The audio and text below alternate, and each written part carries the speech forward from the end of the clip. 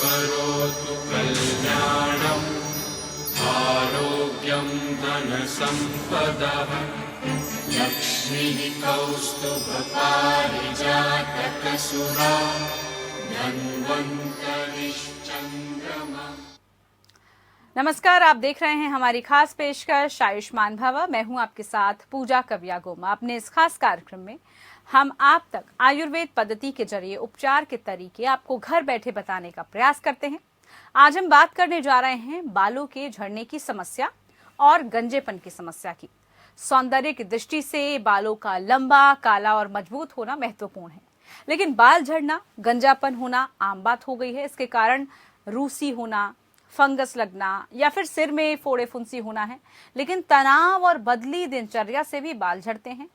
आज हमसे बातचीत करने के लिए हमारे साथ खास मेहमान हैं VHCA आयुर्वेद के प्रबंधक निदेशक डॉक्टर मुकेश अग्रवाल जी हमारे साथ हैं। आप आयुर्वेद के विशेषज्ञ हैं, सीनियर स्पेशलिस्ट हैं और इस विधा के डॉक्टर भी हैं। डॉक्टर मुकेश अग्रवाल ट्राइकोलॉजी विज्ञान के जाने माने नाम है। ट्राइकोलॉजी त्वचा विशेषज्ञ यानी कि विज्ञान की तरफ से शाखा है जो कि बालों और खोपड़ी के स्वास्थ्य के वैज्ञानिक अध्ययन से संबंधित है। ट्राइकोलॉजी को लेकर जागरूकता पैदा करने के लिए आपने कई स्तर पर काम किए हैं। साथ में लोगों के बालों और त्वचा संबंधी बीमारियों के निदान में भी आप लगातार परामर्श और दवाइयां देते हैं।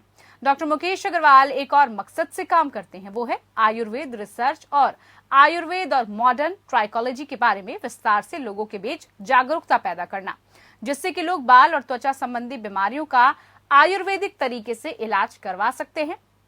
ये तो था डॉक्टर मुकेश अग्रवाल का संक्षिप्त परिचय।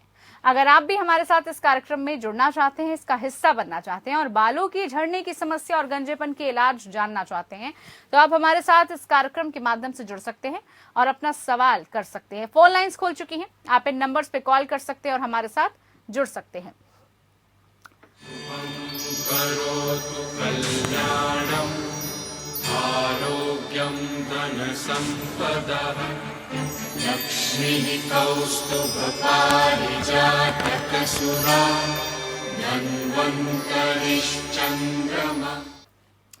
जी हाँ, तो आज का कार्यक्रम बेहद खास टॉपिक हमने आपको बताया है।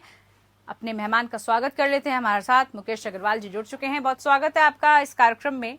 सबसे पहले आपसे हम जानना चाहेंगे बाल झड़ने के कारण की जो आयुर्वेदिक थ्योरी है, आखिरकार वो क्या है, यानी कि आयुर्वेद क्या थ्योरी इसको लेकर कहता है। धन्यवाद पूजा जी। कार्यक्रम में जैसा कि आप सब जानते हैं, आयुर्वेद विश्व का प्राचीनतम चिकित्सा शास्त्र है और आयुर्वेद एक ऐसा विज्ञान है जो खाली बीमारियों को दूरी नहीं करता, वरन बीमारियों से बचने के रहस्य और तरीके भी हमें बताता है जी। स्वास्थ्य स्वास्थ्य रक्षणम आतुरस्य विकार प्रश्नम च, यानी बीमार व्यक्ति के बीमारी का इलाज और स्वस्थ व्यक्ति के स्वास्थ्य की रक्षा, ये आयुर्वेद का उद्देश्य है। और जहां तक बालों का प्रश्न है, प्राचीन काल से ही, जब से सृष्टि की उत्पत्ति हुई है, हर व्यक्ति सुंदर दिखना चाहता है, चाहे वो महिला हो या वो पुरुष हो, बच्चा हो, बड़ा हो, वृद्ध हो। और बालों का हमारी सुंदरता के अंदर एक बहुत बड़ा विशेष योगदान है जी। अगर बाल कम है तो आप अंदाजा लगा सकते हैं कि व्यक्ति कैसा नजर आएगा। तो आयुर्वेद के हिसाब से बालों की जो उत्पत्ति होती है वो पृथ्वी और आकाश धातु के मिलने से होती है। और जो बालों का विकास होता है, वर्धन होता है, वो होता है, आपने सुना होगा अस्थि के बारे में, जिसे हम बोन टिश्यूज कहते हैं। अस्थि धातु और शुक्र धातु इनको बढ़ाती हैं, इनका वर्धन करती हैं।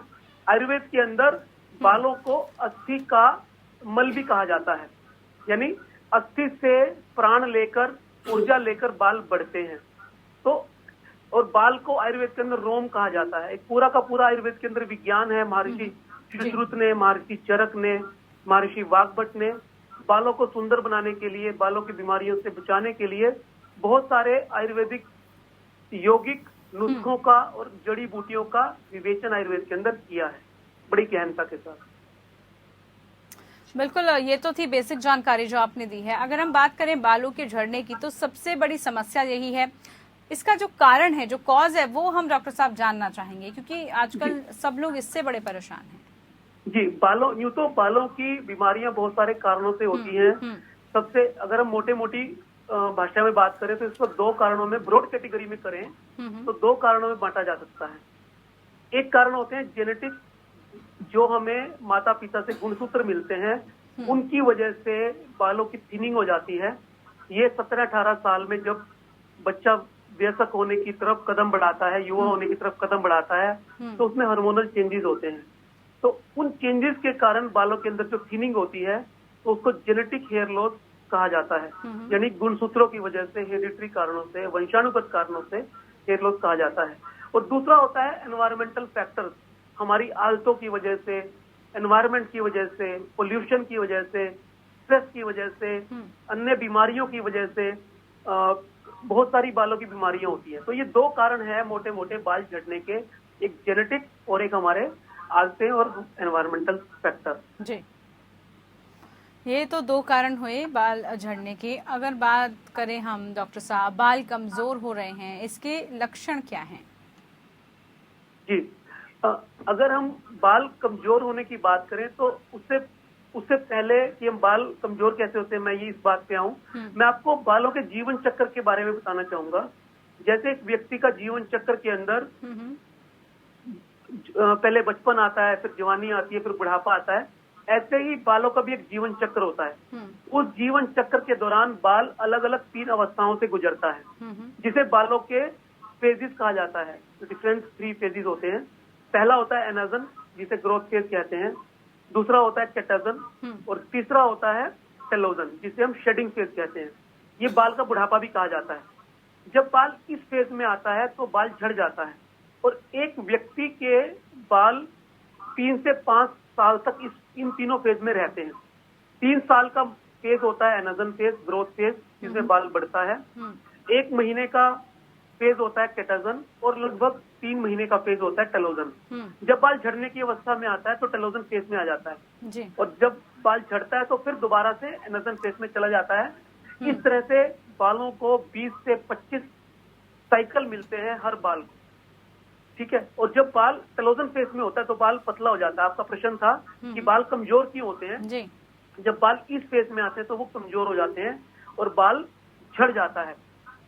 चिंता का विषय तब होता है जब टेलोजन फेज हर व्यक्ति के सिर में 10% होता है, यानी हम एवरेज मान के चलते हैं, एक सिर में, एक स्कैल्प में 1 लाख बाल होते हैं, और 10% बाल टेलोजन फेज में यानी शेडिंग फेज में हमेशा हमारे रहते हैं।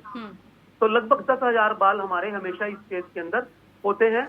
जब ये फेज 15%, 20%, 25% और कई बार तो 30% तक चला जाता है, यानी 30,000 बाल आपके टेलोजन फेज में जब चले गए तो 3 से 4 गुना फ्रिक्वेंसी आपके बालों के बढ़ने की हो जाती है। तो वो चिंता का विषय होता है।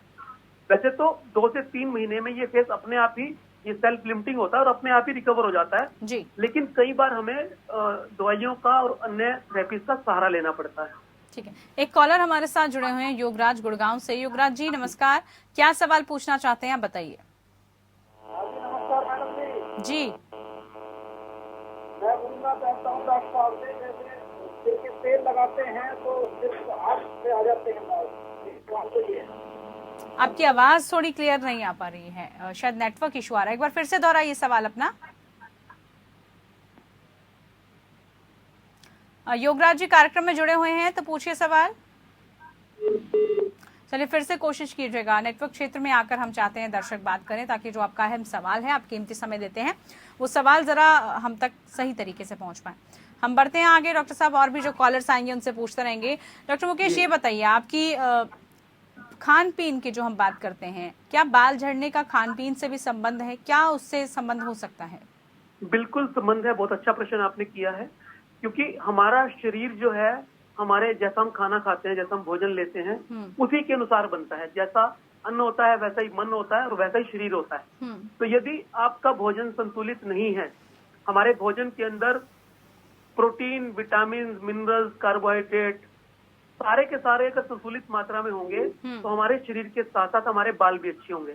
और यदि हमारे शरीर को प्रॉपर संतुलित भोजन नहीं मिलेगा, मिनरल्स प्रॉपर नहीं मिलेंगे, विटामिन प्रॉपर नहीं मिलेंगे, तो हमारे बाल रूखे सूखे बेजान हो जाएंगे। हमारे बालों के अंदर पिगमेंटेशन कम हो जाएगा, मेलानिन कम होने से वो जल्दी ग्रे भी होंगे और बाल पतले होने शुरू हो जाएंगे। आप सब जानते हैं बाल प्रोटीन से बनते हैं। बाल की 3 लेयर होती हैं और बाल की 3 लेयर में जो सबसे ऊपर की लेयर होती है क्यूटिकल, बीच की लेयर होती है कॉर्टेक्स और अंदर की लेयर होती है मेडुला। ऊपर की लेयर हमें हमारे बालों को बाहर के एनवायरनमेंट से, पोल्यूशन से, डस्ट से बचाती है जी। बीच वाली लेयर बालों को मजबूती प्रदान करती है, जो कॉर्टेक्स होती है वो प्रोटीन से बनती है, बिल्कुल केराटिन नाम के प्रोटीन से। तो यदि बालों की हमें मजबूती चाहिए, शाइनिंग चाहिए, तो हमें proper minerals, proper protein, vitamin proper चाहिए। अगर वो नहीं मिलेंगे, खान पान हमारा अच्छा नहीं होगा, संतुलित नहीं होगा, तो हमारे बाल कम उम्र के अंदर झड़ना शुरू हो जाएंगे, बेजान हो जाएंगे, रूखे सूखे हो जाएंगे, फ्रीजी हो जाएंगे, 2 मुंह हो जाएंगे और हमें कम उम्र में गंजेपन का सामना करना पड़ेगा। अगर खान पीन की तो बात हमने की, अगर इसी से रिलेटेड जो पेट की समस्या है उसका बालों के हेल्थ से संबंध है क्या, और अगर है तो आयुर्वेद इस विषय पर क्या कहता है? बिल्कुल बिल्कुल, आपने सही कहा कि खान पान का जब बालों से संबंध है तो पेट का भी बालों से संबंध है, कि अल्टीमेटली जो हम भोजन खाते हैं वो सारा पेट के जरिए ही हमारे बालों तक या अन्य अंगों तक पहुंचता है। यदि हमारा पाचन तंत्र, हमारा डाइजेस्टिव सिस्टम किसी कारण से कमजोर है या भोजन का पाचन प्रॉपर तरीके से नहीं कर पाता है, तो भोजन के अंदर से जो हमें तत्व चाहिए, एसेंशियल चीजें चाहिए, माइक्रो न्यूट्रिएंट्स चाहिए, विटामिन चाहिए, मिनरल चाहिए, वो हमारे भोजन के जरिए डाइजेस्टिव सिस्टम कमजोर होने की वजह से हमारे अंगों तक, बालों तक नहीं पहुंच पाता। तो नहीं पहुंचेगा तो बालों की या अन्य अंगों की ग्रोथ नहीं होगी, मेटाबॉलिज्म कमजोर हो जाएगा और हमारा सारा का सारा स्वास्थ्य खराब होना शुरू हो जाएगा। तो इसलिए यदि हमारा डाइजेस्टिव सिस्टम अच्छा है तो हमारे बाल भी अच्छे होंगे। डाइजेस्टिव सिस्टम के लिए आयुर्वेद के अंदर बहुत कुछ कहा गया है। सबसे पहले तो हमें निदान परिवर्जन करना चाहिए, जिस कारण से हमारे बीमारियां पैदा होती हैं उनसे हमें मुक्ति चाहिए।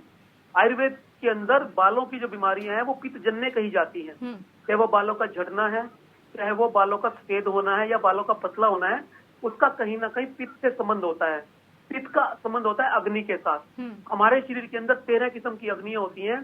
5 अग्नि होती हैं भूत अग्नि, क्योंकि 5 भूत हैं, पृथ्वी, आकाश, अग्नि, जल, वायु, और 7 धातु है हमारे शरीर में, रस, रक्त, मांस, मेद, अस्थि, मज्जा, शुक्र।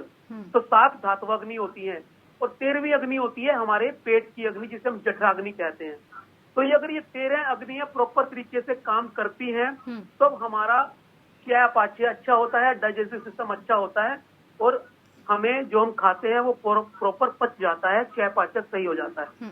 तो अग्नि के लेवल पर जाके आयुर्वेद काम करता है। तो यदि हमारा पाचन तंत्र अच्छा होगा और हमारी अग्नियां ठीक होंगी तो हमारे सारे के सारे अवयव अच्छी तरह से अंग काम करेंगे। बिल्कुल, बड़ी अहम बात आपने डॉक्टर मुकेश बताई है। अब जब खाने की बात हो रही है, हमारा जो खान पान है, जब हम उसकी बात कर रहे हैं तो हर चीज का एक पर्टिकुलर फूड है कि हमें इस तरीके का फूड इनटेक लेना है ताकि जो है हमारी हेल्थ अच्छी हो। अब जब बात बालों की आती है तो बालों से संबंधित जो डाइट है, जैसे आपने प्रोटीन का जिक्र किया, कैसी डाइट हमें लेनी चाहिए, किस तरह का जो हमारा खान पान है वो होना चाहिए? खूब सारी ग्रीन लीफी वेजिटेबल हमारे भोजन के अंदर शामिल होनी चाहिए, जिससे हमें विटामिन B12 मिल सके, आयरन मिल सके, विटामिन डी मिल सके। खूब सारा सिट्रस फ्रूट, जिसके अंदर जितने भी संतरा है, नींबू है, मौसमी है, टमाटर है, जिससे हमें लाइकोपीन मिल सके, विटामिन सी मिल सके, ऐसा भोजन में हमारा होना चाहिए। प्रोटीन के लिए दालें, हमारे पनीर, या जो लोग नॉन वेजिटेरियन है उनके लिए कुछ हिस्सा मीट का, चिकन का हो सकता है। एग हमारे बालों के लिए काफी अच्छा होता है, काफी सारी चीजें उसमें हमें मिल जाती हैं। दूध हमारे बालों के लिए बहुत अच्छा है, खूब सारे मिनरल्स और प्रोटीन हमें वहां से मिल जाता है। और इसके साथ साथ 7 गिलास पानी, 7 घंटे की बढ़िया नींद और कम से कम 30 मिनट की yoga, walk, cycling, gym, swimming, जो भी आप वर्कआउट पसंद करते हैं।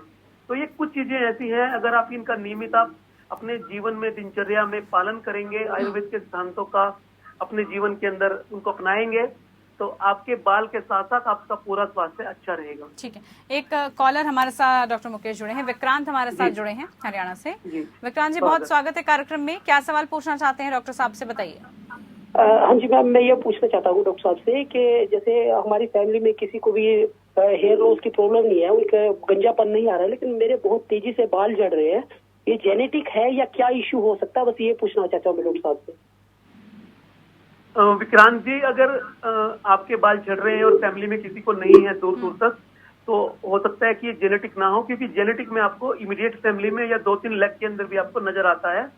और अगर बाल झड़ने के, मैंने पहले ही उसमें बताया आपको कि 2 मेजर फैक्टर्स होते हैं, या तो जेनेटिक होता है या एनवायरमेंटल होता है, हमारा लाइफस्टाइल होता है। तो आप देखिए कि आपके लाइफस्टाइल में कोई स्ट्रेस तो आपको नहीं है, कोई लंबे समय तक कोई बीमारी से आप ग्रसित तो नहीं रहे हैं, नींद आपको अच्छी आती है नहीं है, या जो भोजन के अंदर एसेंशियल सारा तत्व होते हैं वो आपको मिल पा रहे हैं, नहीं मिल पा रहे हैं। अगर फिर भी आपको सब कुछ ठीक होने के बाद भी आपके बाल झड़ रहे हैं और जरूरत से ज्यादा झड़ रहे हैं, आपको एक बात यहाँ क्लियर कर दूं सभी दर्शक जो देख रहे हैं, कि बाल तो हर व्यक्ति के झड़ते हैं। एक दिन में 50 से 100 बाल तक झड़ना बिल्कुल नॉर्मल है। दिक्कत तब आती है जब बाल 50-100 से ज्यादा झड़े और वापस ना आए, आपको थिनिंग दिखने लगे, बालों के बीच में स्पेस दिखना लगे, तब समस्या विकराल रूप लेना शुरू कर देती है। और ये वो समय होता है जब आपको चिंता करनी चाहिए और एक अच्छे ट्राइकोलॉजिस्ट से संपर्क करना चाहिए। तो विक्रांत जी, अगर ऐसा कुछ सब कुछ ठीक है तो घबराने की बात नहीं है। जो बाल झड़ रहे हैं थोड़े दिनों में वापस आ जाएंगे। अगर वो 1-2 महीने में नहीं वापस आते हैं और आपको लगता है कि आपकी बाल्डनेस बढ़ रही है, थिनिंग बढ़ रही है, तब आप, और आपका खान पान वगैरह सब ठीक है, तब आप एक चिकित्सक की, एक ट्राइकोलॉजिस्ट की मदद लीजिए, उनसे कंसल्ट करिए। चलिए अगले दर्शक की तरफ बढ़ते हैं। अमित हमारे साथ नोएडा से जुड़े हुए हैं। अमित जी नमस्कार, क्या सवाल है, पूछिए। नमस्कार मैम, मेरा सवाल सर से ये है कि अभी मेरी उम्र एज जो है वो 31 के आसपास है, और जो आज से 4-5 साल पहले मेरे बाल बहुत अच्छे थे। अभी आगे का पूरा जो सामने का प्लम टाइप का वो पूरा बाल झड़ गया है। तो मैं ये जानना चाह रहा हूँ कि एक तो पहले ये बाल झड़ने का कारण क्या है, या फिर अगर कुछ पैच अगर लगवाना चाहूँ या फिर बाल ट्रांसप्लांट करवाता हूँ तो किसी तरह की कोई दिक्कत आएगी क्या? देखो, जब बालों की रूट खत्म हो जाती है, जब स्कारिंग एलोपेशिया हो जाता है, जड़ें खत्म हो जाती हैं, गंजापन नजर आने लगता है, तब हमारे पास 2 ही विकल्प होते हैं। या तो हम ट्रांसप्लांट कर दें उस एरिया को, है ना, और या फिर हम हेयर पैच से उसको कवर कर दें। दोनों ही ऑप्शन अच्छी है। यदि आपकी उम्र 31 साल है और आपका फ्रंट का एरिया चला गया है, तो मैं ये कहूंगा कि अगर आपका डोनर एरिया अच्छा है और आपको कोई बीमारी नहीं है, डायबिटीज वगैरह नहीं है या थायराइड वगैरह किसी तरह की समस्या नहीं है, तो आपके लिए बेटर ये है कि आपको डिसीजन लेना चाहिए हेयर ट्रांसप्लांट करवाने का। और अगर आपकी बाल्डनेस के 7 ग्रेड्स होते हैं, अगर हम हैमिल्टन स्केल पे, नॉर्वुड स्केल पे मापें तो बालों की 7 ग्रेड्स होती हैं बाल्डनेस की। तो 4th ग्रेड तक हम एडवाइज करते हैं पेशेंट को कि वो ट्रांसप्लांट पे जाए। और 5th, 6th, 7th ग्रेड अगर है और आपके पास डोनर एरिया अच्छा नहीं है, तब हम एडवाइज करते हैं कि आप हेयर पैच ऑप्ट करें।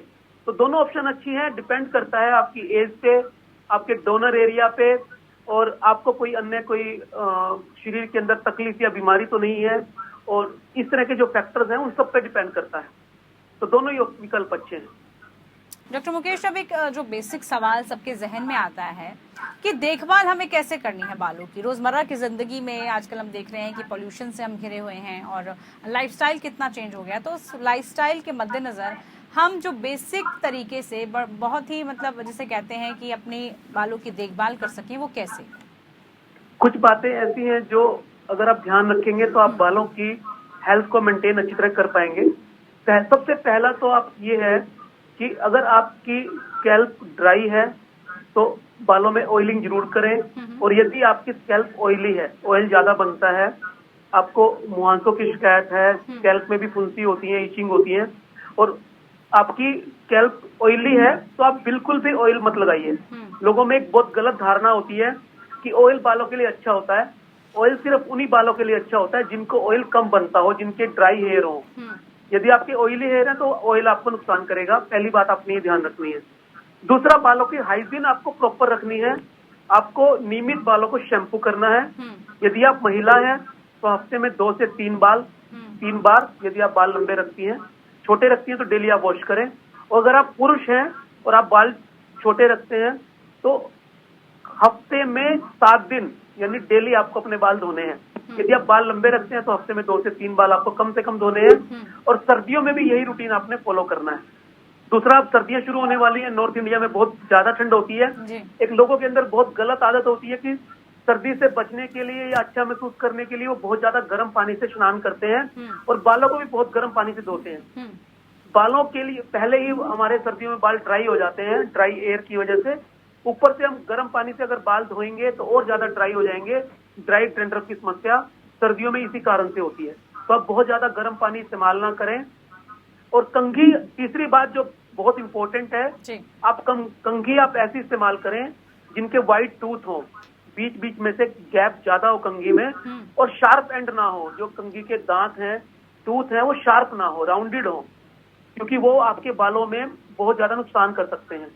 और चौथी बात ये है कि आप जो टॉवल यूज करते हैं, वो टॉवल आप बालों में तभी यूज करें, उस पहले बालों को आप हल्का सा ड्राई कर लें, एयर ड्राई कर लें, हवा के अंदर इसको सुखा लें। उसके बाद जरूरत पड़े तो हल्का सा टॉवल यूज करें, और टॉवल कॉटन का यूज करें। कॉटन का टॉवल यूज करेंगे तो आपको ड्राइनेस की समस्या सर्दियों में कम रहेगी। मैंने पहले भी बताया आपको कि पानी आप 7 गिलास कम से कम पिए। जी बिल्कुल, ठीक है। तो एक कॉलर हमारे साथ जुड़े हैं। जी, रोहित है हमारे साथ, नोएडा से जुड़े हैं। रोहित, पूछिए, क्या सवाल है आपका? जी डॉक्टर साहब, मेरा क्वेश्चन ये है कि मेरे जो 40% हेयर है वो जा चुके हैं, तो मैं ट्रांसप्लांट कराना चाहता हूँ। क्या ये एक सेफ प्रोसीजर है डॉक्टर साहब? रोहित जी, 40% हेयर जाने का मतलब ये है कि आपकी परमानेंट स्कारिंग हो गई है, परमानेंट बाल्डनेस आपको आ गई है। तो ट्रांसप्लांट एक अच्छा विकल्प है। ट्रांसप्लांट आजकल आपको पता ही है कि FUE तकनीक से होता है, वो सबसे बेहतर तकनीक मानी जाती है। उसमें सिंगल ग्राफ्ट निकालकर हम लोग हॉस्पिटल से निकालते हैं और जहाँ पे लगाने हैं वहाँ पे लगा देते हैं, और बहुत ही सेफ प्रोसीजर है। आप ट्रांसप्लांट पे जा सकते हैं, कोई इसमें किसी तरह की कॉम्प्लिकेशन नहीं आती। आजकल ये पिछले 5 से 7 साल से जब से FUE तकनीक ज्यादा पॉपुलर हुई है, तो लोग बहुत ज्यादा कंफर्टेबल हो गए ट्रांसप्लांट करवाने में, तो कोई भी समस्या नहीं है उसको लेकर। चलिए, तो ये आपका जवाब था। और डॉक्टर साहब, आप जुड़े, बहुत अहम जानकारी आपने दी है कि रोज़मर्रा की ज़िंदगी में देखिए खूबसूरती कहा जाता है कि बालों से सिर से शुरू होती है, तो उसका हमें कैसे ख्याल रखना है और कैसे जो है हम अपने लाइफस्टाइल में थोड़ा सा चेंज करके इसको और खूबसूरत बना सकते हैं। इसको लेकर आयुर्वेद में क्या कुछ जानकारी थी वो आपके जरिए हमने पाई। बहुत शुक्रिया डॉक्टर साहब आपका, आप जुड़े हमारे साथ कार्यक्रम में। फिलहाल के लिए आयुष्मान भव में इतना ही। नमस्कार।